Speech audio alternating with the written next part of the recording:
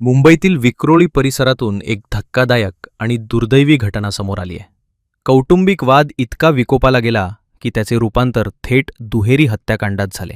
या घटनेत वडील आणि त्यांच्या अवघ्या 14 वर्षीय मुलाचा जीव गेला असून आणखी दोघे जखमी झाले आहेत.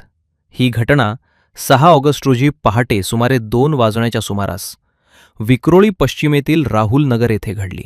प्राथमिक माहितीनुसार मोठ्या आवाजात संगीत लावण्याच्या कारणावरून कुटुंबातील सदस्यांमध्ये वाद सुरू झाला. सुरुवातीला शाब्दिक बाचाबाची झाली, मात्र काही वेळातच हा वाद हिंसक बनला आणि चाकूने हल्ला करण्यात आला. या हल्ल्यात 40 वर्षीय सुनील विश्वकर्मा आणि त्यांचा 14 वर्षीय मुलगा श्लोक विश्वकर्मा गंभीर जखमी झाले.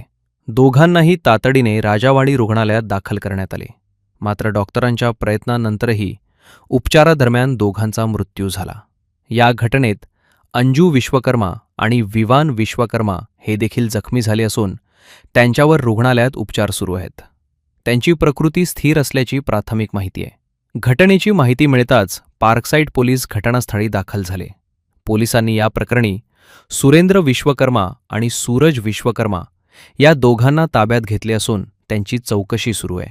नेमका वाद कशामुळे झाला, हल्ल्यामागील कारण काय होते आणि या प्रकरणात आणखी कोणी सहभागी आहे का, याचा सखोल तपास पोलीस करत आहेत.